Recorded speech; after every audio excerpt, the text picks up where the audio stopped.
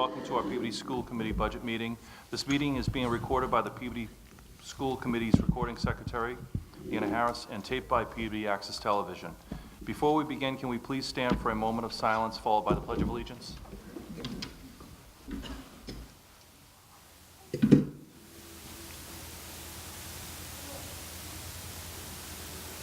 Thank you. I pledge allegiance to the flag of the United States of America and to the republic for which it stands, one nation, under God, indivisible, with liberty and justice for all.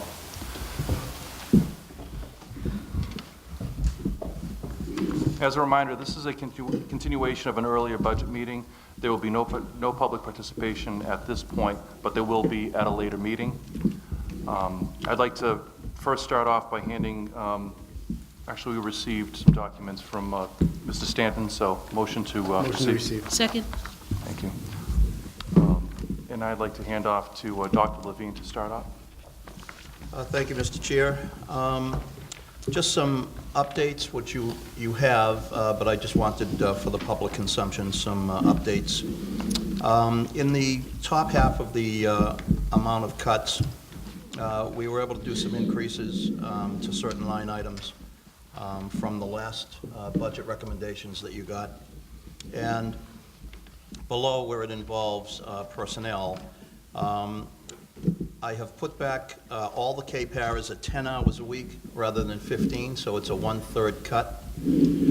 I have put back 2 teachers at the Carroll. I think it's grades 3 and 4 that I put back, keeping the grade 2 cut. With the massaging of the cut recommendations, it brings us to a surplus of $146,435. Now, I don't want to make that seem like it's a surplus. This is a budget cut of $2.667 million. I want $146,000 beyond that for your consumption, so that any changes that you would like to make, either internally to what I have recommended, or anything that you'd like to add, you have at least some money to work with. Thank you, Mr. Chair. Thank you. I'd like to open it up to the committee.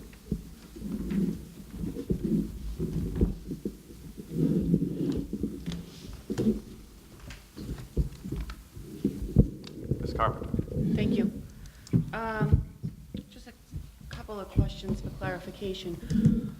On the budget reductions, there's a line item that is Kylie move expense for $80,000.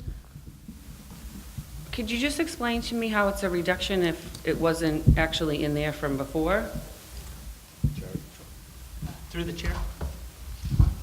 So what this sheet is reflecting is the budget that Dr. Levine proposed of the total increase of $2.667 million. What we included in that budget was the $154,000 for the move. At the last meeting, the mayor said that potentially he could come up with 80 of that. Therefore, it's a reduction of those 2 lines of 80,000. So it'd be so it's a reduction to get to the number that meets the mayor's number. So it was my understanding is the $154,000 was in the budget that you originally received. Now we're cutting back half of it, about 80,000 of it, because the mayor is coming up with half of it. So the 154 is still happening, but we're only absorbing 80? There are 2 parts to the move. One is the moving expense itself, which includes hiring a moving company, ordering some new furniture, which will be minimal, and whatever else goes along with the cost of a move. We project that to be somewhere around $70,000, $50,000 to $70,000. The other half of it is the rent that the mayor has negotiated with the owner of the building, and he is picking up that portion. So we will pay for the moving expenses. He will pay the rent for the first year. Originally, we were going to pay both. Okay. Just for clarification, I wasn't aware of this, so it was a cost that wasn't factored into my brain. When are we supposed to be moving? I didn't even know we were moving. I had no idea any of this was happening, and $80,000 that we're absorbing we could use for a teacher, so I'm totally clueless about all of this. Through the chair. So I think the mayor has talked about the potential move on a number of occasions, and finally was able to negotiate a lease that met his liking. And that was very late in the game. That was only last week, I believe. So the mayor had told me that he would bring to the school committee the request for the move for a vote, probably Tuesday night, I'm assuming this coming Tuesday night. He wasn't ready to do so because he didn't know whether or not this was actually going to happen, dependent upon the negotiations for the lease. So I believe that that's the reasoning, that he didn't come to you before for a formal vote, but he does plan on bringing this to the table on Tuesday night. Do we have, I know that we had voted, the only thing that I believe this board voted on together was the feasibility study for the renovation of the Kylie. Do we have that information in yet? Through the chair, I believe that the estimate is right within the ballpark of what Tim Healy had originally estimated, 15 million or less. So I do believe that that is completed, and I believe that you folks have signed off on the request to the MSBA for funding. Mm-hmm. And we won't know that until July or August. Okay. Just in that respect, I would just say that this item, the $80,000, I don't think we can appropriately move on it, not having voted yet on whether or not we're actually going to move. So I think this is like an $80,000 in my mind that we can still use towards the budget, because I don't know if we're actually moving or not, because we haven't fully taken that up as a committee, you know. So that's definitely something that in my mind we would hold on. I don't know how the rest of the board feels, but that's $80,000 that we might still be able to use in some of these other lines. I'll yield for now. Mr. Rosniel? Thank you. Just to stick with that point, it's actually, through the chair to Ms. Carpenter, it's actually not 80, it's the 154. If you're taking into account what the mayor has offered to provide, what he provides and what he gives us for our budget is our budget to do with what we see fit as a board. That's the role and responsibility of this board. So when we're looking at cutting teachers or cutting paras or cutting other things in this proposed budget, and I know, Dr. Levine, you said this last time, and to your credit, you'd rather chew off your own arm than lay off teachers, and I couldn't agree more with you. But in the same vein, when we're looking at moving, and that's taking priority over teachers, I can't support that right now. So I'm in complete agreement with Ms. Carpenter regarding that 154 that we're really looking at. Because if you take that can really supplement some of these hard cuts that I think that we're going to have to endure. I mean, some I appreciate restructuring. Others, I just don't see the validity in, and I think $154,000 will go a long way. Thank you. Through the chair, may I Sure. respond? Just to clarify, there are a couple of issues that at least the board needs to think about. One is the building that's available downtown will not be available next year. The person who owns it, it's empty now and it's being renovated. The person who owns it will rent it. So when we have to get out of the Kylie, which may be next year, for two reasons. We may not have a place to go because right now it's the only building that can house us. The second issue is the other $80,000 is not in our budget. The mayor was going to come up with that, I believe, through capital. So I just wanted to clarify those 2 points. If I may, just to follow up on that. When we looked at that space, I know, and I won't speak for the board, but I know I had some reservations about the space in general. I know the mayor really wants to centralize government, and I applaud him for that, and I think that that is an absolute valid idea. I just don't know if that space is ideal for our administration staff to begin with. So if we lose that space, I don't necessarily see that as a tremendous loss, to be perfectly honest with you. I know it was a good space, but it wasn't exactly what we were looking for. I know some of the recommendations that you made, Dr. Levine, when we were looking at that space was a preschool area and things to really enhance the younger kids, and that didn't really have that in that space. So even though it's a good space, I don't know if it was ideal for us to begin with. I'll yield and hear other board members' opinions, but thank you. Just one last point, if I may, through the chair. Whatever the school committee decides to do. Right. However, the space that we're in presently, even if the MSBA were not to come through with the money for renovation, we have to leave that building. The health department has given us a year for adults only. We had a children's program there that we had to move out. So it's one way or the other. I'm sorry, it just made me think of one other thing.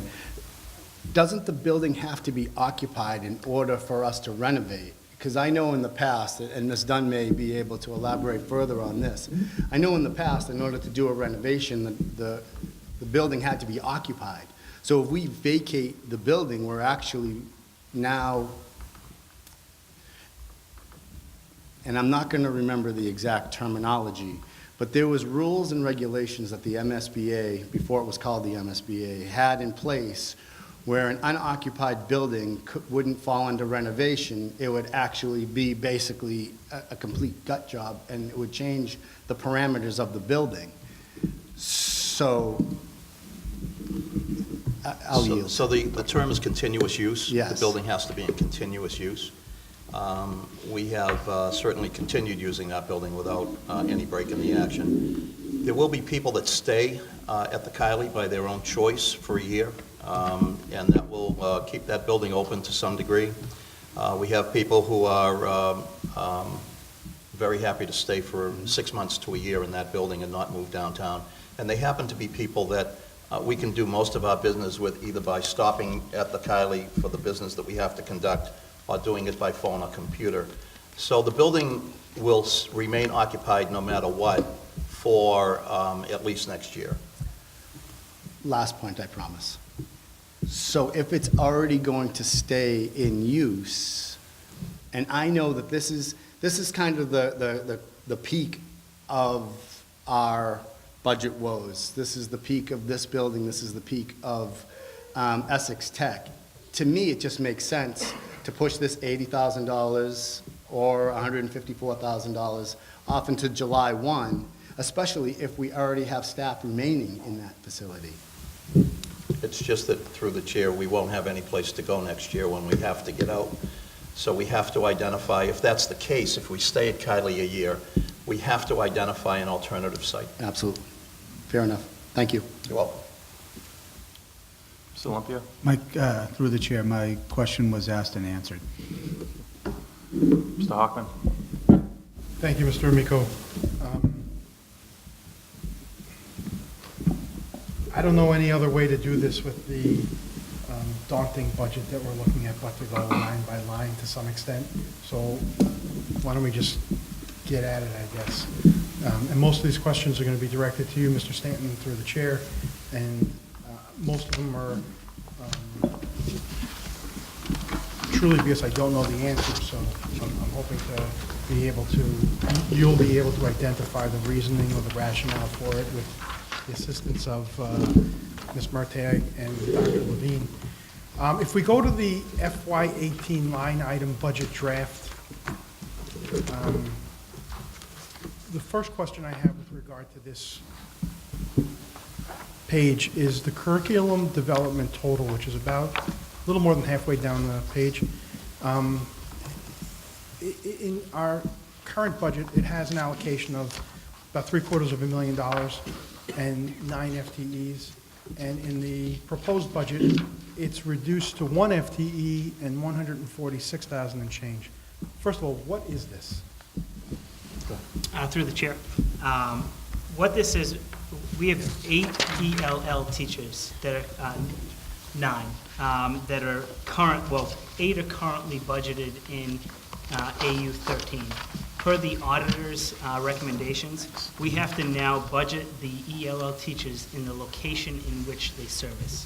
So what I did is I budgeted them for FY18 at their schools. That's what I thought it was, and I remember us as a committee, through some interactions from certain, I think it was federal agencies, requiring that we increase ELL teachers in order to comply with civil rights laws and things like that. So we're not getting rid of 8 FTEs there, it's just being redistributed and it's within the budget for those staff members. And that will, the monies that were allocated in Accountable Unit 13 will offset some of the deficits that you're seeing in the other lines. Okay.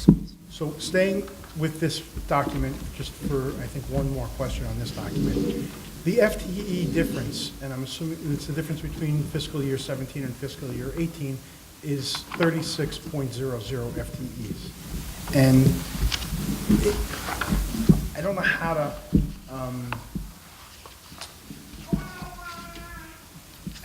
to rationalize that in light of looking at the FTEs that are being cut on, or the potential cuts that are before us with regard to teachers and paras and things like that. Where are these 36 FTEs being picked up? So there are a number of things. Number one, what I did this year is I went through the FY17 budget and got an accurate account of what our FTEs are. I matched them up to what the FY17 budget was budgeted at, and I made corrections. So there were some errors in the FY17 budget that are now corrected. In addition, the K-paras, there's 25 of them. They are budgeted at a 0.5 FTE or a little bit less. Those now are in our general fund. They were never included as an FTE. So that's another 12 to 13. In addition to that, there were some additions based on enrollment and some other things that I think Dr. Levine can talk about. Yeah, no, and I think that, if I may, through the chair, that there seemed to be, in going through it, and I haven't gotten through the whole budget line by line yet, but it seemed to be that there was a more accurate reflection as to what's going on rather than in this 36.00 FTEs rather than what was budgeted for. Right. Okay.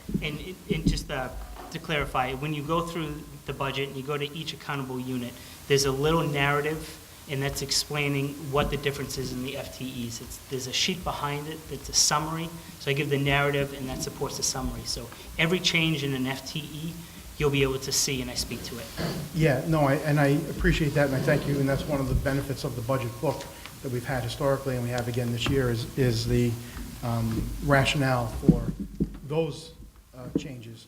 It doesn't explain the entire budget, and that's one of your functions, I think. So if we can now get to the line item budget draft for fiscal year 18, and if I can have the my committee members allow me a little time to go through this. I have quite a few questions, and if I can yield at any point if someone else wants to speak, but if I can get through it, and again, it's really because I don't understand, and some of these changes between FY17 and 18 are relatively minuscule in a $70 million budget, but a lot of minuscule differences might lead us to be able to do some things that I think we might want to do. So I'll go through the elementary schools. They're listed alphabetically, and I'll go through them alphabetically.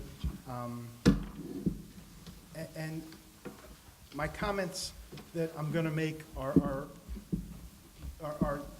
not reflected towards any individual personally. I see it as my function as a school committee member in questioning what the budget proposal is before us.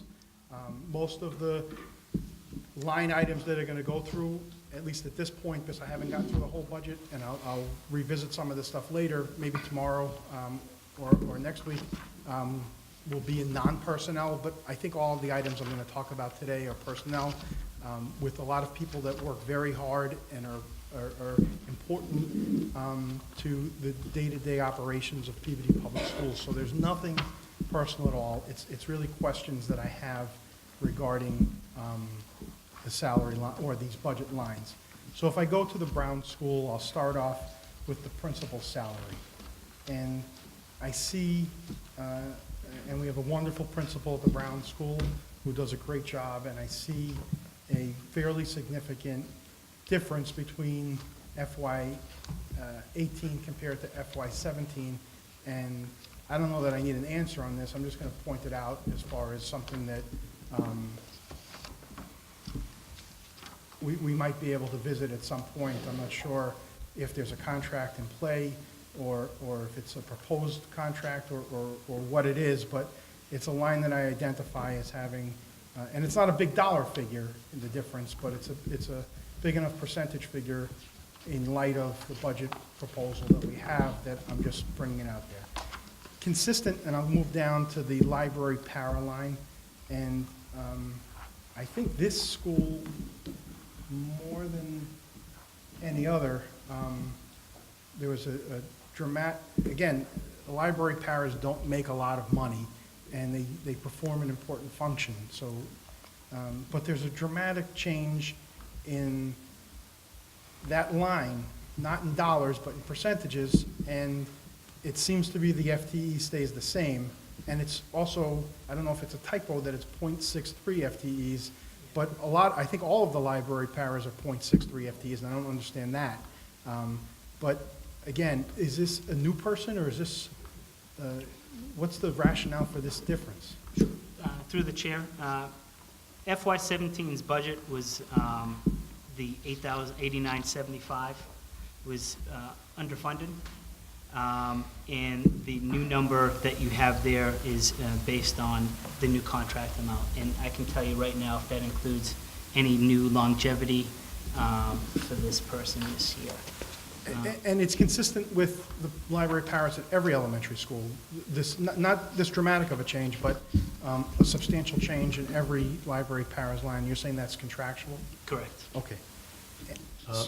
Through the chair, Mr. Hockman, I'd like to go back to your first question, because I can give you an answer to that. Great. Just, it is contract, so we can't really talk about it publicly, but I can tell you that the difference in, between one year from the other was a combination of raises that were given to everybody in the district, and a regional adjustment that I made according to her being underpaid as vis-a-vis her experience and regional competition. And again, I'm not making my comments And I know that. in regard to the value of this employee, and it's actually all elementary school principals, it's consistent with the library paras. I'm not making a reflection on her value or her worth. It just appeared to be, it is what it is, I guess. Even just going through again, and I'll go through them as quickly as I can. Principal office supplies, there's a substantial increase, not in dollars, but in percentages. You know, I think if we're gonna cut somewhere, you know, I don't know what that buys us, but it's 8 elementary schools. And I know that they do without already. The equipment line is more than doubled. I don't know what particular equipment is in need at the Brown.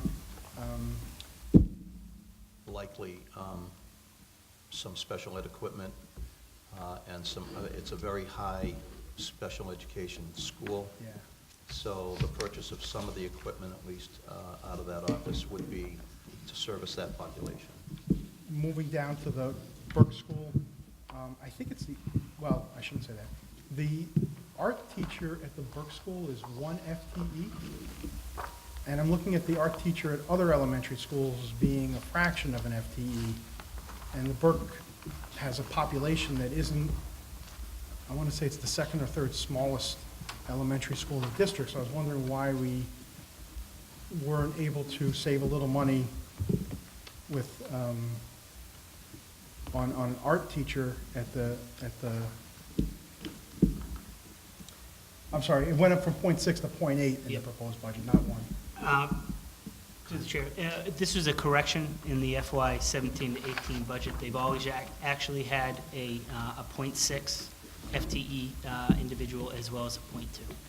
So they did have that last year, I just corrected it in the budget. Yeah, well, again, I'm just looking at other schools that are larger, with maybe more complicated populations that don't have .8 for an art, and there may be a .2 difference among them, but we're, I think, gonna be grasping at whatever we can grasp at to bring some money out of this budget to pay for some things. Again,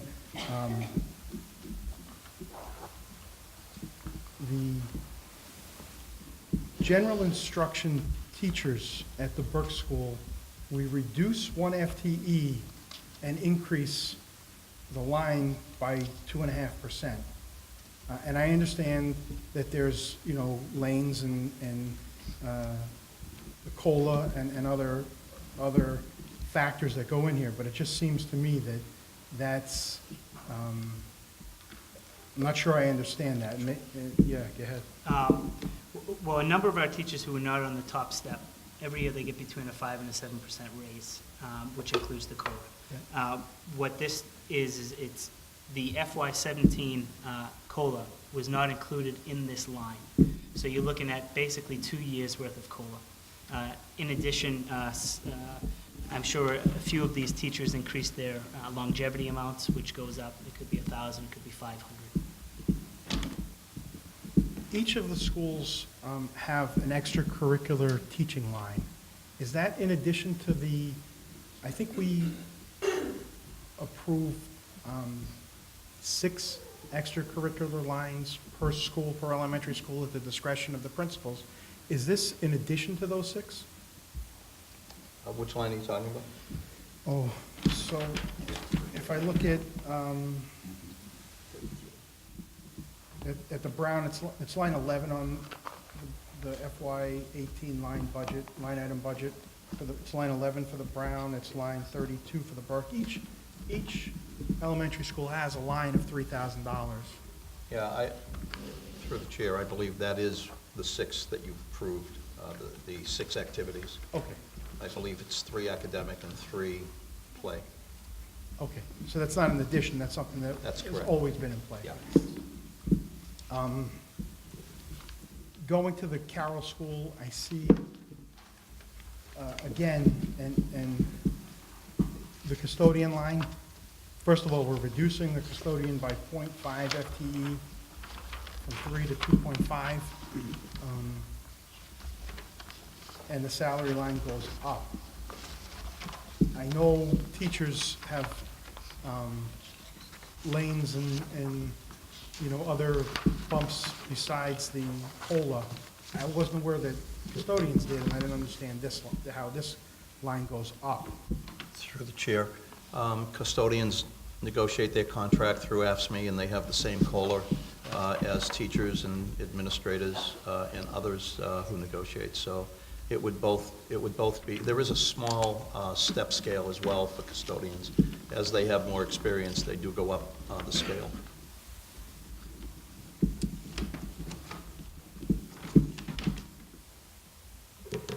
There's, at the center school, an increase in 0.1 FTEs for the music teacher.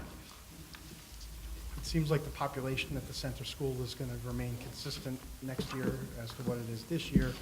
I then, again, understand not only, again, we're really talking about small numbers in the big scheme of things, but I think that's where we're going to go this year, because if we're talking about cutting teachers in front of kids, I think we need to exhaust all other potential reductions before we talk about teachers. So is there any particular need for increasing the teaching staff, or the music teaching staff at the center school? And the same is true for the phys ed teacher at the center school, going from a 0.7 to a 0.8?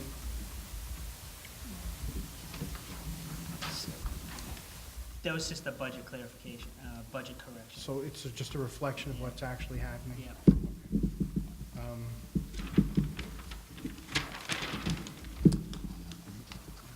On that point. Mr. Hockman, Yes. could you yield for a moment so Mr. Olympia could? Yes. Mr. Olympio?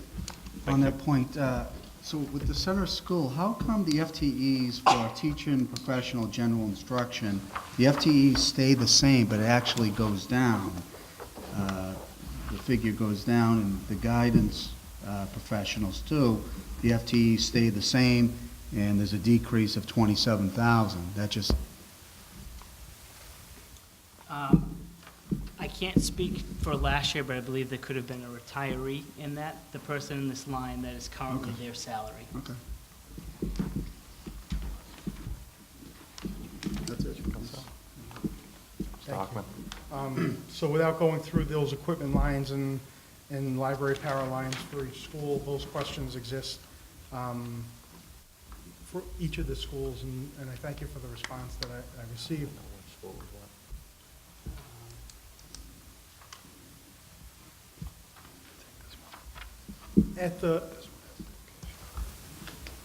And I understand that in the substitute lines, we've, across the board, increased the allocation from 16, at the elementary schools, increased the allocation from $16,000 to $25,000, and I think that's appropriate. I think it's a line that historically goes over. I know that there were some adjustments to that salary that, or that stipend, I should say, that this board voted on recently. So I'm only going to refer to this question to the West School, because it has the fewest teachers, and presumably the fewest number of substitutes that we would need. And again, we're talking about very small numbers here, but can we, if we're looking at an FY18 budget that's going to accurately reflect these expenses, I would expect that the Carroll School, which has the most teachers at any elementary school, would have more of a substitute expense just by the nature of the number of staff members than the West. And it may all wash out to be the same. And I don't know if there's a way that you can do that, Mr. Stanton. And I don't want to put you through paces that aren't necessary, but if the 25,000 is accurate at the Carroll and it's not accurate at the West, I'd like to recover that 9,000 or whatever it is, and again, push it somewhere else, and we can talk about that.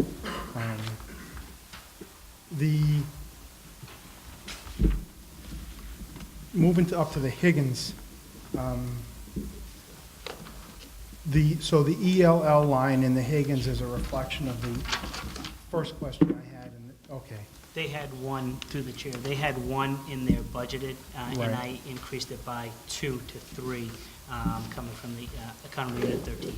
Yeah, okay, so now I'm going to get to maybe something a little bit more substantial, and again, it's nothing personal to anybody, but I know that we have a suspension teacher at the high school and at the middle school, and they're compensated as they should be, and I know that they perform a valuable function. Don't believe that that function is as important as an elementary school teacher. And if I had a balance between the two, I'd ask maybe the superintendent or the principals of the middle or the high school to argue why that these suspension teachers are as important or more important than a teacher. Want me to argue that now? Sure. Very quickly. Thank you. It's a good point, and certainly it's debatable, but when kids are having difficulty, sometimes there are choices where you have to either remove them from the school, i.e. suspension, or keep them in a class that is going to be disturbed for as long as that particular student is having difficulty. Having an in-school suspension program solves the out-of-school suspension problem for the most part, especially at that grade level.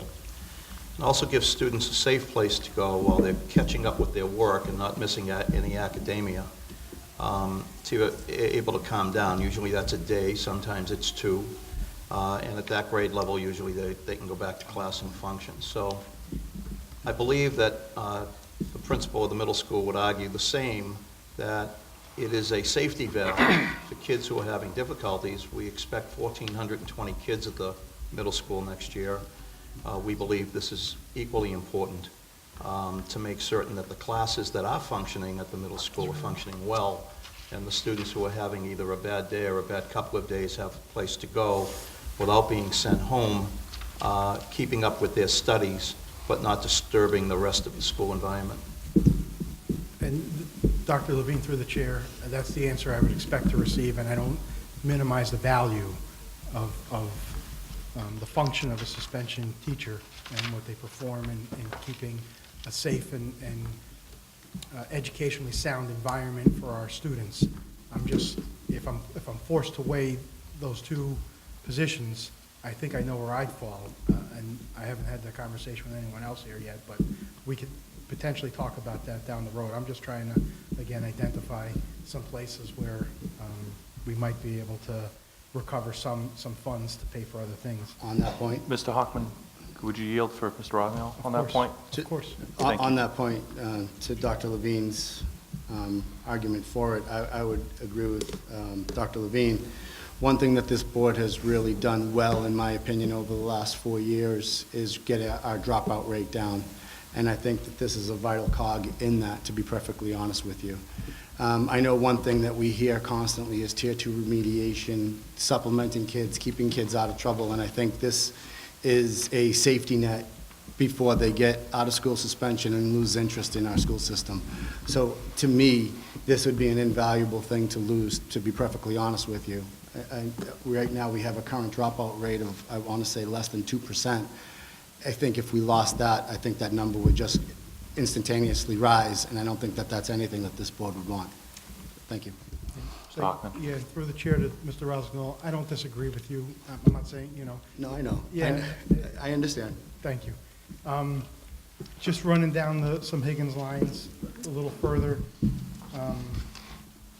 To Mr. Stanton, the special education teaching line,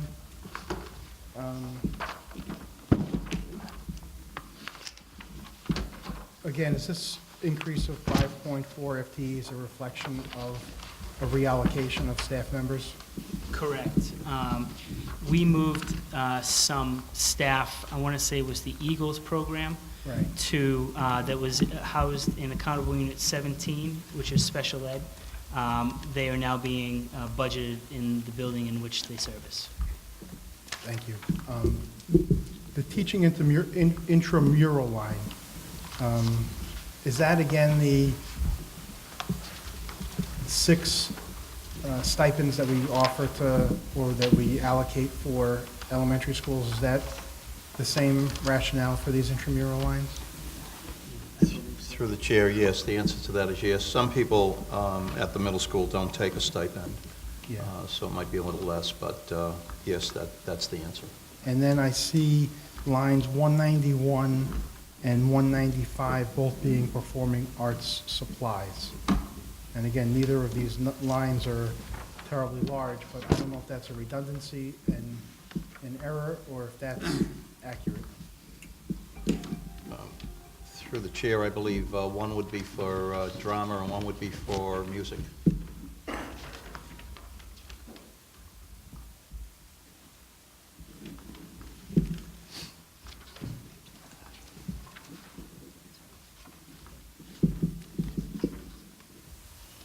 Last year, when this building was coming online, when we were working on the budget, one of the last additions to the budget was a building access attendant, and it was something I know that Dr. Levine was fairly passionate about having. And again, it's not a big number, goes up a little bit as this, whoever the person is entitled to a cost of living adjustment like every other staff member. It's something that I could see eliminating in this budget in an effort to deal with teachers in front of kids or paraprofessionals. And I suspect that Dr. Levine will, again, passionately advocate for this position, and you could do that now or at a point where we actually take it up, whichever you prefer. I'm just, again. Well, I do, through the chair, think it's important for everyone to hear my rationale for this. I believe that this position did exactly what we hoped it would do, and that is kept some order and decorum regarding people being buzzed into the building. She's done a terrific job. She's very responsible, and I know that you're not questioning that. But, you know, like the in-school suspension program, I don't believe that you try to cut something that, in one area that's working in order to solve another area that we're light on budget. So that's not a place that I would go. I know that if Mr. Busey were here, he would argue passionately to keep that attended. And admittedly, I've only gotten through the salary portion of the budget, and not all of it, I'm almost done. So there may be other areas that are more, or at least less unattractive to reallocate some funds. At the high school, I see that we're increasing 2 FTEs for the English department. What's the thought behind that, Dr. Levine? Through the I chair. don't expect that there will be an increase in the English department. There's actually a position that will be open that we will fill. So that may be an adjustment of what actually was, because we're not proposing to add anybody to the English department for next year. That's what it is. It's an FTE correction of what it is currently. So we currently have 15.00 FTEs in the English department. That's my understanding. Okay. Or if we don't, we will tomorrow.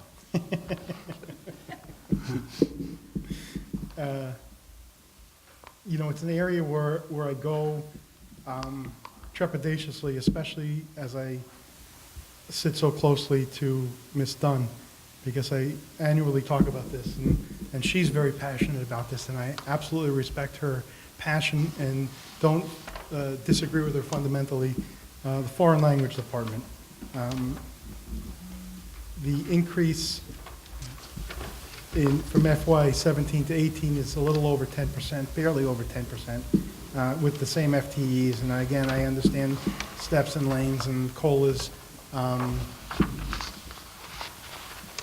There continue to, although actually I think the number of students that we expect to go to attend Peabody Veterans Memorial High School next year should be almost identical to what's attending this year. If we look at 8th graders leaving this building, going there, and so I don't expect a change in the population, but it just seems to be a more substantial increase in that line percentage-wise than other salary lines. The PANS night school teaching stipend, do we get an offset? Is there a tuition for night school students? Through the chair. When we established this program in 2011, if you remember, I recommended it. This is a regular public high school program as part of the Peabody Public Schools. There is no tuition. They are our students. We have probably graduated over the last 6 years, I want to say 25 to 35 students. If you multiply that by the rate of money that we get from the state for having those students in school rather than out, it more than pays for itself. That's, I think, where I meant. I didn't necessarily mean, again, through the chair, I didn't necessarily mean that are the students paying. We get Chapter We get a 70 Chapter reimbursement. 70 reimbursement? Yes, absolutely. Okay. And just moving up one line, and the principal's office salary, that's, is that the dean's? That's It what I is, yep. But It's is- all 4 FTEs, I believe. I think I have 5 in this line. 5, that's what it is. Okay, so it's the dean's and Ms. Maniotis? Yep. Okay, but it's not Mr. Buckley? He's at a It's- separate line, I think, right? No, all the principals, let me go to that line, I apologize. All of the principals at the high school are budgeted in the same line. Okay, so it's the 4 deans and Principal Buckley? Correct, Okay. 5 FTEs. Okay. And I suspect that that same regional adjustment that Dr. Levine talked about here is a portion of the increase in this line. That is correct. The high school principal was woefully underpaid regionally. I'll bring up the same line for we have for the suspension teacher at the high school. The clerical line for the principal's office, is that, Do you know how many people that encompasses? Yep. Do you have a line number? Yes, it's, 224. thank you. 224.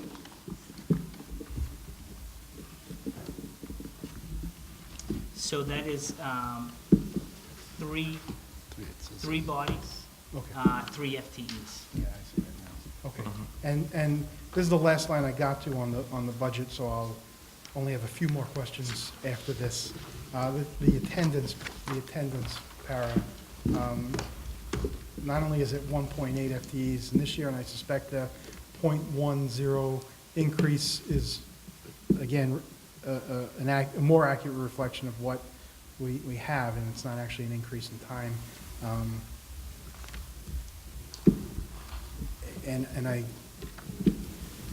perhaps we need to rethink how we do some of this stuff. And I don't think we're going to solve it in this budget, but it's 2017. Our kids, I think, already have identification badges, and there should be a way. We have a fantastic technology department that does terrific things. There's got to be a way to be able to do this online without having to necessarily pay some 1 or 2 people to perform this function. In other words, a student walks in and, like a key fob, it, tracks where they are. When they enter the school, they hit a device, and maybe there's 6 or 10 of them at different entry points to the building, although everyone should be walking in the front door with safety protocols. And we know that they're there or they're not there. And that may not be perfect in the sense that someone can take someone's card. But again, balancing that compared to teachers, just thinking out loud. And lastly, at least for this portion of my time, and I do appreciate the committee's affording me this much time to speak. In terms of moving forward, I know historically we keep a lot of paper records, and we've talked in the past about digitizing that, and there's certainly no room in this budget to accomplish that, but it's my understanding that we continue to create those records. There's certainly no reason why we're not digitizing moving forward. So as records come in, I don't know what we spend on reams of paper and things along those lines, but I'd certainly rather put those records as they're generating now on some sort of disks or digital device and save some money in terms of supplies moving forward. I think we can at least accomplish that. And I haven't gotten to that part of the budget yet, so I don't know what that number is. But again, just thinking out loud. So I appreciate the consideration of my committee members in affording me this time, and I'll yield at this point. Thank you. Trustee Levine. Just 2 quick responses regarding the digitalizing of the records. I believe the mayor has suggested that he will put that in capital and combine the city and the school at the same time, and I believe he has that on his agenda for next year. I don't want to speak for the mayor, but he has suggested that over a period of time. So I'm hoping that this time next year we'll be in the process of getting all of our records on some sort of a computer disk. I just wanted to speak for a second about the attendance officer. There are 2 types of attendance people. One is a person who calls people when they're not in, to make sure that the home knows that this person's not in school. The other is our attendance officer, who actually goes to homes, talks with parents and families, and deals with a lot of court information, and actually appears in court on behalf of the school system. This is also the person that goes out and checks whether or not somebody's actually living in Peabody, which saves us a great deal of money, because that person reports back to me if someone has either not told the truth or has moved out of the city. And we then take the action that we need to take in order to ensure that our population is servicing Peabody kids. So there are 2 types of attendance people. The attendance officer that does all of this work is one, and then there's a para that may, or a secretary that may call students who haven't shown up to school. If it's not chronic over a certain period of time, The other attendance officer will jump in when it reaches a certain point and go to the home. Mr. Olympio? Through the chair, I just have a few questions on the transportation side. Line item, let's see. Line item 406, and contracted services, homeless, and it goes from 160 to 300. Just an explanation on that. So, through the chair, this year, the law changed. When a student actually got an address, it changed the way that school systems were legally responsible for that student. However, the law for the rest of this year, the legislature determined that we were responsible, whether that student got an address or not, for either full transportation or at least half the transportation. Now, when they wrote the law, they said that we would partner with DCF. And as soon as we called DCF on the first issue, they said they don't have any money to pay for this. So the law was on the books, but the money wasn't. So we had a choice, either continue transporting homeless kids so that they could get an education or not. And I chose to continue to support them at least through this year so that they could get an education. That did cost us About $140,000, $150,000. about $150,000. So we're planning for that next year. Okay. We did not have that in the budget this year, but it did change in the middle of the year. Okay, great. On that point, if I may. Mr. Rosano? According to the new state law, there is no boundaries with that either. No matter where the student ends up. That we take responsibility. Worcester. That's correct. Okay. Thank you.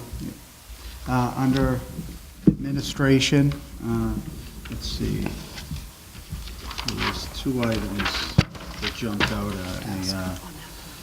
Let's see, it was, get the line, it's 466, unemployment. It's budgeted, and I assume that's unemployment insurance, 50,000, and it shot up to 127. Now, I'm guessing is that anticipation of layoffs? And if we don't end up laying off, will we be able to bring some of that money back in? Through the chair, it's a number of things. The first thing I did is I did a 5-year average and looked at this year. This year, I documented to you all that we're underfunded at 50,000. That 127,000, depending on what happens with current layoffs, it should cover most of it. But if there were not any layoffs, I feel that 127 would cover the amount for next year. So Okay, so that's not that number's not tied in, so let's say if we lay off less people, that's not gonna go down? Now, through the chair, we've historically underfunded that line. Okay, This is a more accurate reflection of what we spend. damn it, okay. Ms. Olympio, would you yield? Ms. Carpenter, did you have something on that Yeah. point? Thank you. Thank you. Just to back up a little bit about the transportation line for the homeless, I thought we weren't, it was the law that you can't transport a child over 45 minutes. That I don't know whether or not that was, through the chair, I don't know whether or not that was the case before this year. But this year, regardless of where they wound up, we were to transport them. Ms. Ms. Dunn, excuse me. Just to clarify, the superintendent's correct. Prior to this year, prior to this new law, you could not, a community could not transport a student more than 1 hour, 1 hour. And if you had to transport a student, within that 1 hour to their original district, the fee was split. Now, and I think the original law is still on the books, so they put through this new law about basically no limit on how far you had to transport a child, and yet that 1 hour requirement is still there. I don't know how they can justify it or rectify it, but you could conceivably have to transport a child more than 1 hour each way. Through the And pay chair, the whole thing. just to clarify further, they did promise to relook at this this summer when the school year is over. So they basically mandated that we get these kids through the rest of the year, and they'll take a look at it next year. Supposedly, there's actually going to be money with DCF that we can split costs. How much should we spend this year? It was an increase of $140,000. We had budgeted 60? 160. And it increased, in addition, it was another 140? Through the chair, that's where we are right now. We're still getting bills as we speak. We're still getting bills? We're still putting in encumbrances. So it's not going to be significantly higher, but it's a little higher. That's why I put in the summary, some of our costs, increased costs for this year. I put the 140 plus for homeless, because we're still trying to figure that out. Through the chair. So, Dr. Levine, did you say you expect we could possibly get some funding for the next school year for this? Through the chair, yes. I believe that what's going to happen is the two communities are going to be mandated to split homeless transportation, and that other communities won't have a choice but to, if it's a receiving community, we will no longer have to foot the entire bill. They're going to have to pay half of it. That's my understanding. Is this a situation where we'll be able to bill from the previous year, that they'll still owe us the money? Unlikely. Okay, so moving forward with the expectation that we would hopefully get the money and not have to spend budget 300,000, can we put this number back with the expectation that we will be getting the funding for this and use that money elsewhere? Through the chair, I think this reflects an accurate projection because of the increase in numbers of homeless students. However, we could take a look at that. I'd like to talk with Jared and Kara. I'd also like to consult Deb Murphy, and because she manages our homeless transportation issues. I believe the number of homeless kids has also increased, not only the problem with where we take them and who pays for it, but the number has increased. Yeah, my suggestion would be if we could revisit this after you look into it a little bit more, maybe we can take that 140 out of there because you're expecting to get reimbursed for it, for real this time, and use that 140 for some other items that have been cut. Or some of the 140. I don't expect to be able to take the whole 140. Some of it? But some of it maybe. We'll take a Yeah. look at that. Okay. Sure. Thank you. On that point, Mr. Rosale? you're all putting an awful lot of stock into the state and reimbursing that line item. Because remember, every district is having the same conversation. So I would be cautiously, extremely cautiously optimistic that we get some of the money back from the state. Through the chair, that's a good point. However, one area that we do think will have more strength to recoup some money is with other school districts. So it's not just the state we'll be counting on, it's other school districts and reimbursing us for transportation. So the sending and the receiving community may be splitting the cost. But Mr. Rosale? I'm sorry, but the state has to change the law. That's correct. So, like I said, that's putting a lot of stock into the state at this moment. Just saying. Ms. Dunn? Thank you, Mr. Chairman. Could I ask a question through you to Mr. Stanton? It's a follow-up on transportation. One of the questions I had asked recently was if we could look at the potential increase in money for the transportation fee offset. Presently, we provide transportation above and beyond what is the minimum required by the state. If we kept our current if we went back to the state requirement and then had people pay who would then necessarily have to come through on the fees, were you able to figure out what that might potentially be? Through the chair, I wasn't able to figure out an exact number, but I do know that right now we budget 350,000 as an offset, or 335,000. Right. I did an analysis. We're getting about it's going down every year. Right now, I'm estimating about 305,000. hoping some more money was coming in, but it doesn't look like that's the case. Through the chair, but I think what Mrs. Dunn is asking is if we changed the mileage requirements, how much money we would save, and I think that might be significant. We will run those numbers and have them before tomorrow night's meeting. Okay, that would be helpful, thank you. All right. If I may, could I ask a couple more questions? Sure. This is on ELL at the elementary schools.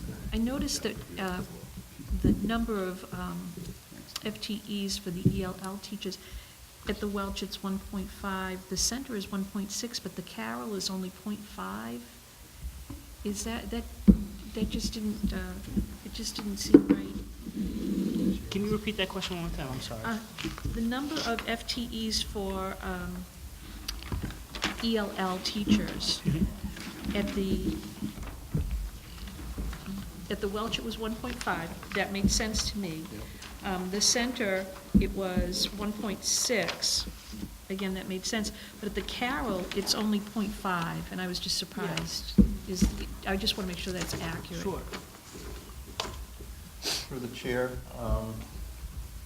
the principal is here. Can we ask her that question? Is that accurate, Tracy? Right now, I have 2 full-time ELL teachers, and 3 who are part-time, not 0.5, maybe a couple hours a day, 3 days a week. So one comes for 2 hours, another one comes on Wednesday for 2 hours. Excuse me, Ms. Smith, would you come up to a microphone, please, just for our viewing audience? Thank you.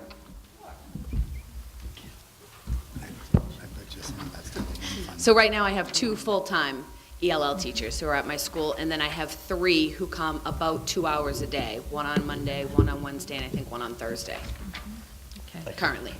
Thank you. So my next question would be, did it come out of a grant that's not reflected in the? No, I think I can speak to that. So, right now I have in that ELL line, I have the 2 part-time, 0.2 and 0.3. And most likely what happened is the description in the system did not say ELL to me. So they might be included in either the special ed part of the Carroll line or the general instruction. I'll check on that once I get the names. Thank you. Mr. Rosenhill? Nope, that was my question. If I could go back to Mr. Olympio, he wanted to go back to a point. Oh, no, I mean, I'll Go wait ahead. till, No, go ahead. just a few more small items here. Line, let's see, line 456, substitutes. 64,000 was the FYI 17 budget figure. We're shooting that up to 164, increase of 100. Is that underfunded item? Substitute lines through the chair throughout the district have been underfunded through the years. So what I did is I did, again, a 5-year average. I knew I couldn't get there in 1 year, but my recommendation was the 193 additional funds for next year. 100 of that would have come into that district-wide line to cover the long-term subs for maternities. Okay. And then, let's see, one other question, and it's kind of a twofold, getting back to the transportation. I noticed on the transportation line,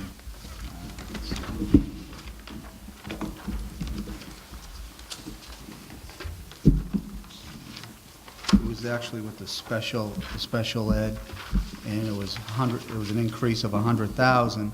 And then I look at the budget reduction, going back to your summary, and the sped tuitions you have going down to about 450. Can you just explain a little bit on the rationale of those numbers?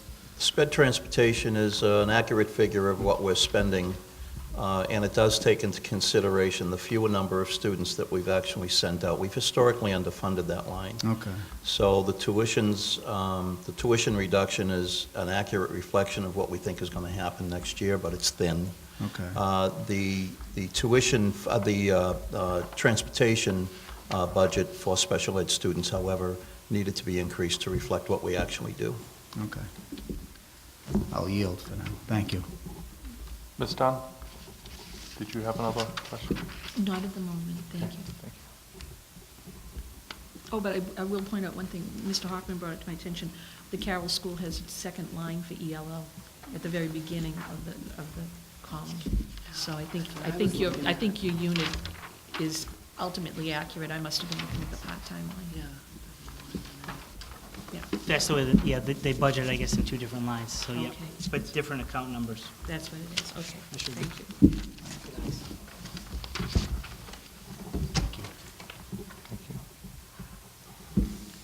Mr. Rosano? Just a quick question regarding the teacher, elementary PE. I see that it's going from 3.8 to 4.3 as far as FTEs. Is that also just clarification of what we're actually providing? Yeah, but I want to see, what line are you talking about? 304.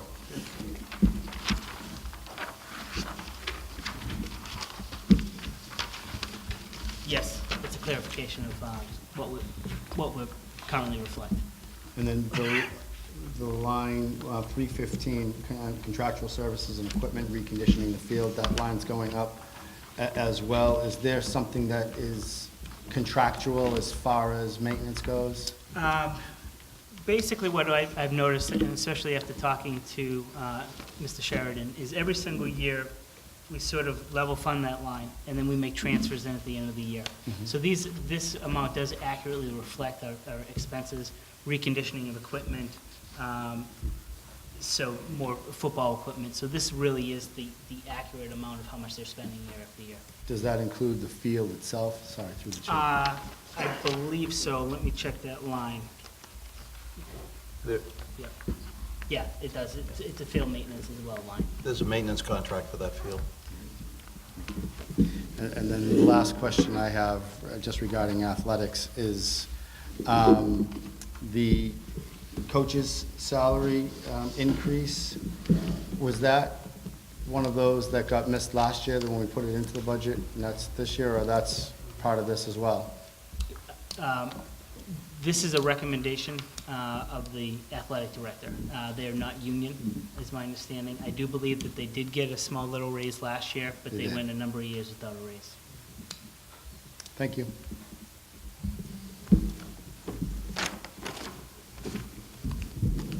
Ms. Carpenter? Thank you. So we'll be meeting again tomorrow night, correct? I know there's a couple of things that the board has requested in regards to homework on your end, Dr. Levine. One of the things I know that is very concerning for committee members and the public is the reduction of the classroom teachers that are listed in here. So I think we know, and we've discussed, that some of those reductions are due to retirement. You don't need to fill that position. There's class size. Contractually, the public needs to understand that in kindergarten through grade 2, they don't exceed 23 students. And grades 3 through 5, they don't exceed 25.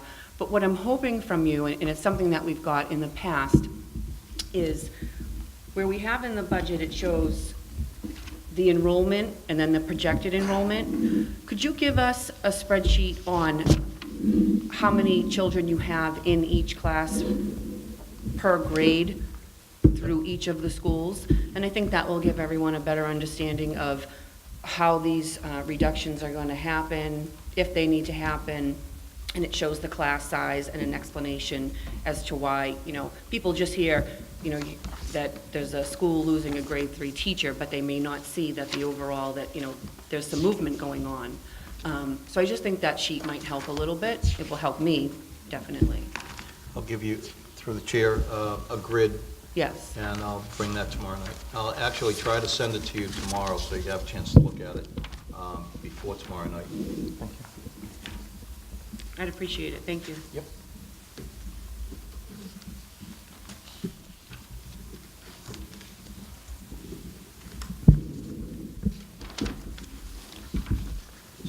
So through the chair, if I may, for the public's information, we need to pass a budget. The school committee needs to be comfortable with a budget to bring to the public, and then by law, there has to be a public hearing. People who would like to speak on the budget or any part of the budget can come to that public hearing and can speak on any part of the budget or the budget as a whole. That will take place when the school committee is comfortable that they've done everything that they can do, and they actually vote a budget to go before the public, and then they will vote on a final budget after that. It then needs to go to the city council for their approval, and that will take place as soon after as possible that the school committee passes the budget. So I just wanted folks to know that we have another subcommittee meeting tomorrow night. It will be an extension of this committee meeting. We will discuss the budget again. The school committee may or may not be comfortable at that point. And if not, we will schedule another subcommittee meeting to continue to work on the budget. Or the school committee will suggest that they're ready for the public hearing. That's the way it works. Ms. Dunn? Thank you. And thank you, Dr. Levine, for letting people know about that. I'd like to ask a couple questions about the high school. We've talked a lot about the elementary schools, but on the high school. With the reduction you had recommended, Dr. Levine, one clerical worker, I believe it's in a housemaster's office. Yes. How would that logistically work at the high school? Presently, they have 3, now they go down to 2? Yes, and they would have to, through the chair, pool their resources then. So it would be, each housemaster would have access to 2 instead of their own. So it would be 3 to 2 instead of 1 to 1. Mm-hmm. Now, do those clerks work specifically for the housemaster, or do they assist with guidance as well? Because I know guidance and housemasters are co-located in each of the houses. My understanding is that the clerical person that I'm talking about works for the housemasters. I can double check that. Okay, all right. And then on the, let's see, the teaching reductions, are those, okay, there's one in science, one in visual arts, one in social studies. Are those related to a decrease in population at the high school? Well, yeah, they are related to the decrease in population at the high school, but they also happen to presently be unfilled. So they're, rather than taking a person out of a position, we're able to simply not fill those positions. Mm-hmm. Okay. All right. Then I have one other one on,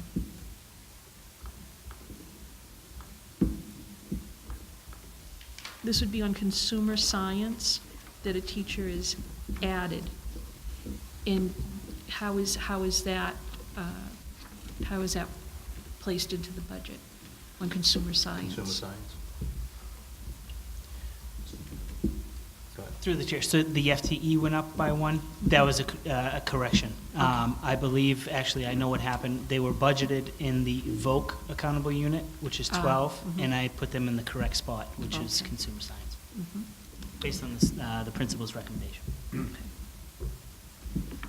Although it was, consumer science is a Chapter 74 program, isn't it? I don't believe so. No. Consumer science is not Chapter 74. Okay. Can we make it Chapter 74? We'd have to add time and teaching. Okay, all right. Let's see. Then, if I can, I'll just go.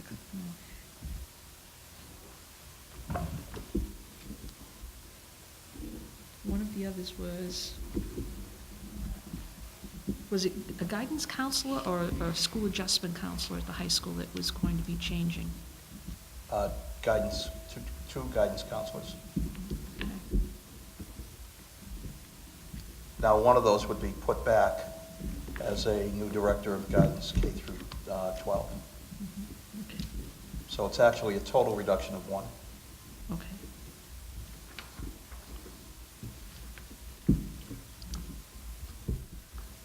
All right, and then I did see the increase in here under dues and fees.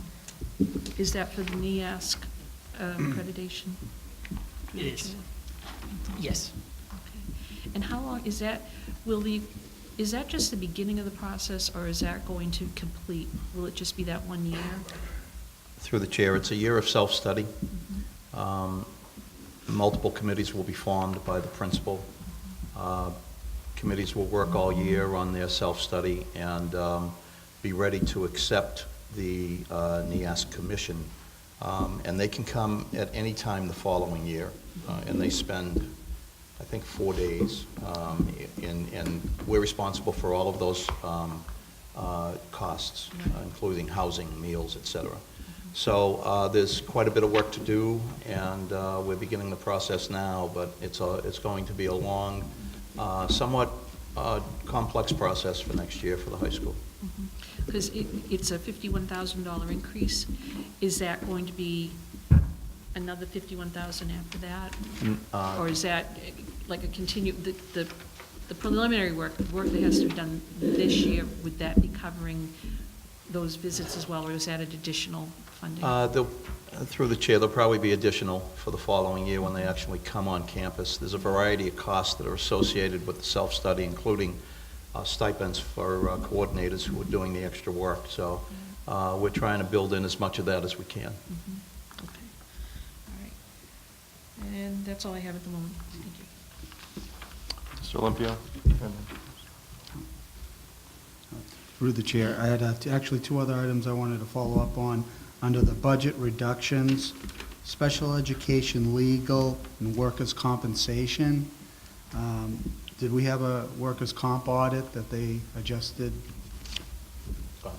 Through the chair, based on the recommendations of our workers' comp firm, these numbers reflect what we expect for FY18. This year, our numbers are higher because we had a settlement. We see nothing in the pipeline for workers' comp, and next year it would be settled. So, Okay. yeah. And then the special education, legal? Reduction? Yeah, reduction. Through the chair. Our special education coordinator has now been on staff a year, understands, I think, better all issues around, not all issues, but most of the issues around education law. I don't think she'll be necessarily using our special ed attorney on as regular basis as we have this year. Very good, thank you. Mr. Rosano? Ms. Carpenter? Just really quick to follow up on one of Ms. Dunn's points. The clerical at the high school following the deans. Now, I know that this board implemented community service as a graduation requirement, and that's just going to continue to increase because it's currently the sophomore class and below. So, to me, we're trying to advance our high school, and I think one of the things that that position would enhance would be collecting all of the paperwork that the students provide regarding community service, along with all of their other duties. So I'd be a little cautious in that one item. I'll yield for now. I know Ms. Carpenter has a couple of other. Ms. Carpenter? Thank you. This is in regards to the offsets. I have some questions about the early childhood. So, under early childhood, it says that we have an offset of $34,000. Is that through the McCarthy and the early childhood program at the high school? Through the chair, I believe so. Let me double check that. For some reason, I'm drawing a blank. Talking about the tuitions? Yes, I believe that would be accurate. The program at the high school is fairly small. right. So this figure would include the McCarthy as well? It would, yes, but it would not include Passos. Right, is a Passos is separate right offer. above it, yep. So, 2 questions. One is, for our early childhood programs, in regards to the McCarthy, where we accept role model children, where the guardian has to pay for that, do we accept state vouchers in that program? Through the chair, I don't know. Okay. So some more homework, I'm sorry, for tomorrow night. If they do accept state vouchers for the preschool programs at the high school and at the McCarthy for the role model children, There was a 3.6% increase in the state funding for those vouchers. So I want to know if there's a reflection in the offset for the coming year in that tuition. Additionally, when was the last time we've reviewed the tuition rates for our preschools and compared them to others? Because that might be, we might be able to increase that offset. Again, this is for the role model children, not for the, the children that are integrated, that are there for services. I don't recall, I know we've discussed this many years ago about the tuition rates. It should be looked at annually. They do go up. It could be another area where we could get some money that we can put back into this budget. So I'm wondering if we could take a look at that. Through the chair. We actually have discussed this at the management table. Okay. There was a request to go up a certain number of dollars, and I suggested that only the school committee can increase the tuition for anything in this district. I haven't brought any request for an increase, but we could, and I think you'll find that we are fairly substantially lower than private early childhood programs. That doesn't mean that we should reflect a substantial increase, but we could certainly take a look at a program of increasing over a period of 3 years, any number of dollars that you're comfortable with. I'd be happy to bring that to you. Yeah, I would appreciate if we could see if Mrs. Fay maybe put something together where she has a recommendation. We could see if that's going to generate some funding that we could use to put back into this budget, because it has been many years that since we've increased that tuition rate. Thank you. You're welcome.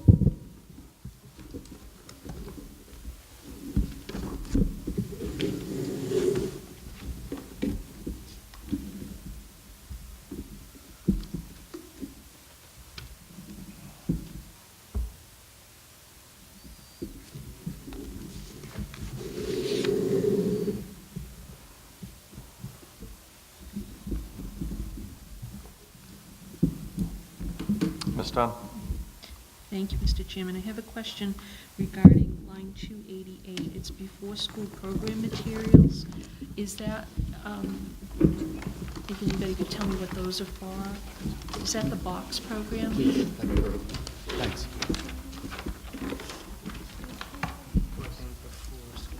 Is that box? It's box. Box? Yes.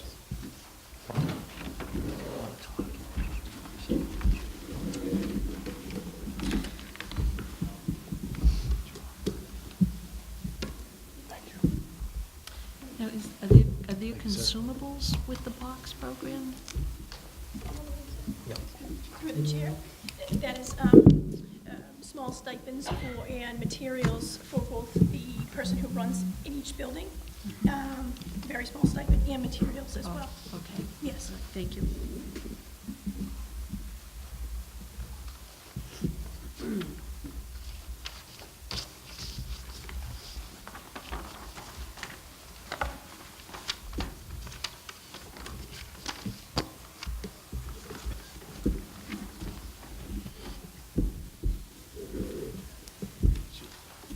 Ms. Rosano? Just to follow up on Ms. Carpenter's question regarding increasing fees at the McCarthy. When do you think you'd have that information available? Do you think you'd be able to turn that around by tomorrow? Through the chair, actually, yes, because we've Okay. done this. All right. We met with the folks involved and talked about what we charge. One of the things that we found, by the way, is that we charge different fees at the McCarthy than we do at the high school, but the hours are different. So, and the way that they do business is different.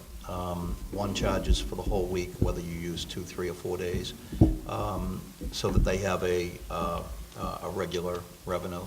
The other doesn't necessarily do that. So there are a lot of intricacies to talk about. It's not simply raising the fee, but we can have that information for you tomorrow night. Will that include current rates in surrounding areas? Through the chair, I believe we have that as well. Didn't we do that? Yeah, we have that as well. Thank you. Yeah. Mr. Hockman? Thank you, Mr. Amico. So some of the budget reductions that are before us require a degree of trust on your numbers, special education tuitions. I think, and historically, we have, and I think we will again, trust what your figures are on things like that. And then, the budget reductions in that top section of this page, or at least most of them. It's the bottom section that that we, I think, collectively have a little more difficulty with. So it sounds like we've exhausted some questions tonight, and we can come back at it again tomorrow. And I'd ask the superintendent and the business manager and the assistant superintendent if make some certain assumptions in regard to the 1.483 million in the top section. I think that they're fairly safe assumptions. Likewise, make some assumptions in the bottom 1.545 million and see where, what else you collectively as a leadership team can come up with that might assist with some of those numbers. I mean, for example, just looking, if I looked at the Welch School, and we don't have the chart that Ms. Carpenter talked about, but grade 4 at the Welch, if I look at their enrollment numbers, or their projected enrollment numbers,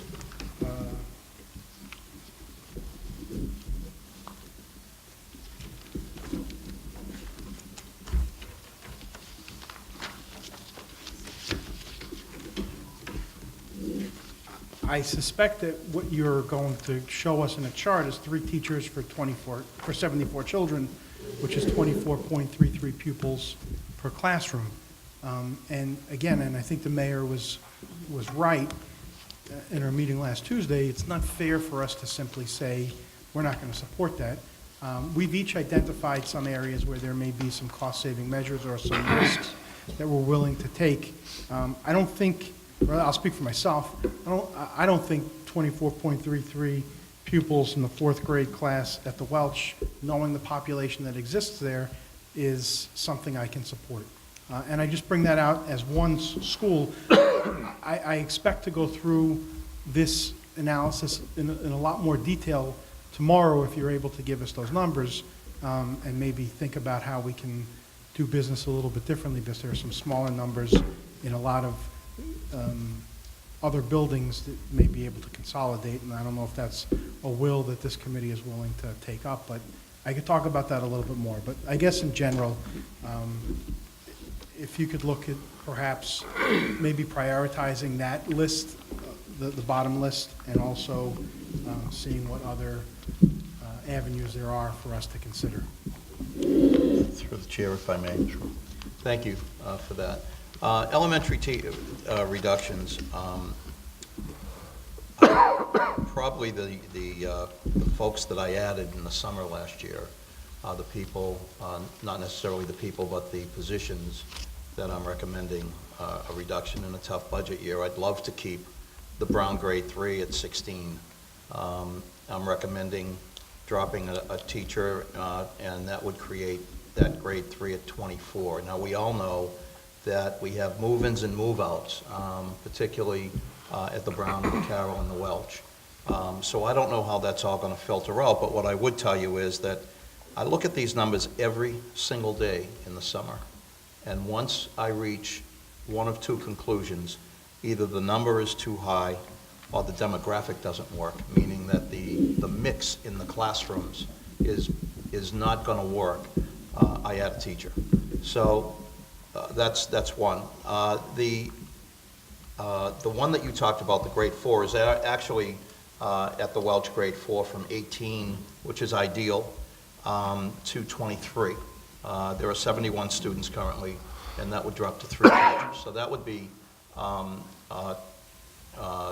2 classes at 23. I'm sorry, 3 classes at 23, as opposed to 4 at 18. Do I want to do that? No.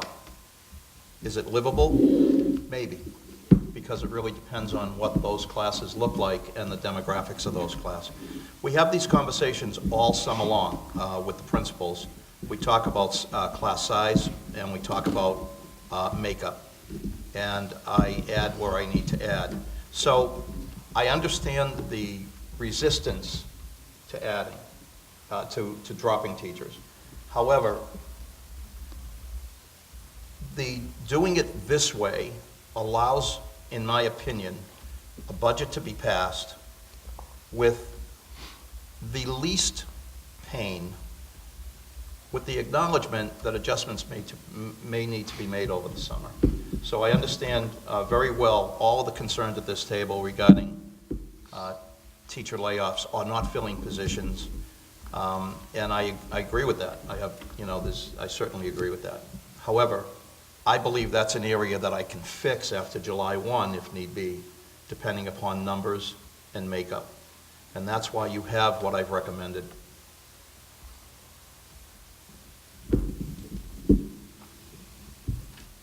Mr. Rosner?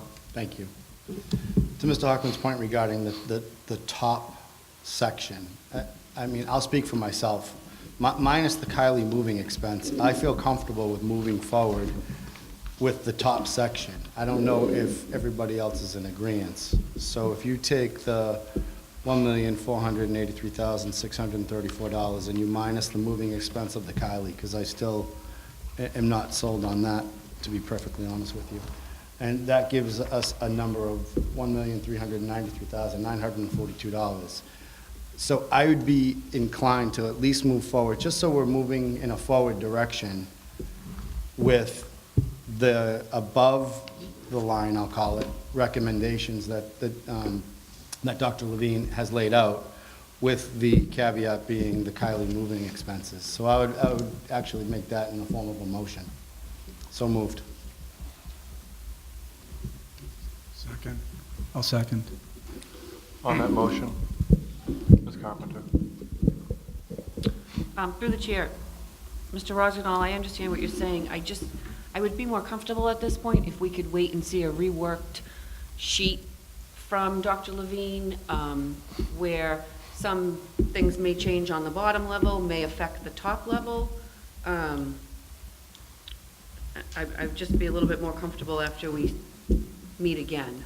I don't want to not vote for your motion, because I understand what you're saying, but I just want you to understand where I'm at right now. Absolutely. I'm just waiting for some more things to come in, which may change those numbers. That's fair. I just wanted to get a sense of where people's minds and ideas were. Because to me, like I said, minus that one cut, with all of the recommendations that we were talking about, as far as either the busing line changing or adding monies back from pre-K, to me, all of those are really going to supplement the bottom tier. That's the way I'm looking at this. So I just feel at this moment comfortable with moving forward with that one thing. But if that's not the will of the board, I would easily pull my motion. It's done, and then Mr. Hoffman, it's done. Thank you, Mr. Chairman. Along the same lines as what Mrs. Carpenter has just said, I would prefer to wait till I can see the whole picture. Mm-hmm. And regarding the Kylie, I really want to see a lot more detail on expenses, because Well, that's why I took that one out completely. That wasn't in my thinking. Right, and you know, if we're moving offices out of the Kylie, and the building, you know, we need to know what stage the building would be basically mothballed for a year. Are there going to be savings that are going to be realized by taking people out? I don't see how you could close down any corridor or wing up there. You know, I don't know if we'll have any savings, but I really do want to find out what the exact plan is, because if there is savings, it would be pertinent to our discussion. Through the chair, actually, my intention is to close off at least 2 wings of that building. The number of people that would be left at that building would actually fill 1 wing, and I think that we might even be able to close the 3rd. So we have to rearrange, but I think that we will save some significant, I don't know how much, tell you the truth, I don't know what we pay in utilities there. Yeah, I'm thinking utilities Do you is, have that? you know, the heat and the electric. We would save some money there. Right. Okay, thank you. Mr. Hoffman? Yeah, thank you, Mr. Chairman, and to Mr. Rosenthal. I would also respectfully ask that you hold off till tomorrow night. I withdraw my motion. Yeah, no, I mean, there just may be, there's some interesting reductions here that I'd like to explore to see if maybe we can be a little more aggressive like the workers' compensation line, like the special education legal line, and a few others, where maybe we can be a little more aggressive than what's proposed. Through the chair, to answer Mrs. Dunn's question, we spend about $80,000 on that building and utilities. If we close down half or three-quarters of it, we would likely save at least half of that. That could be a $40,000 reduction. If there was heating zones and things like that? Yeah. Okay. Thank you. Unless Hoffman. anyone else has anything further, I'd make a motion to recess and reconvene tomorrow at 6:45, as has been publicly posted. So moved. Second. Through the chair, I would just inform the school committee, if you haven't looked at the central calendar, that the annual senior breakfast at the high school is Friday morning at 10 o'clock. And anybody who is available, please join us. Anyone else? Okay, thank you. Thanks.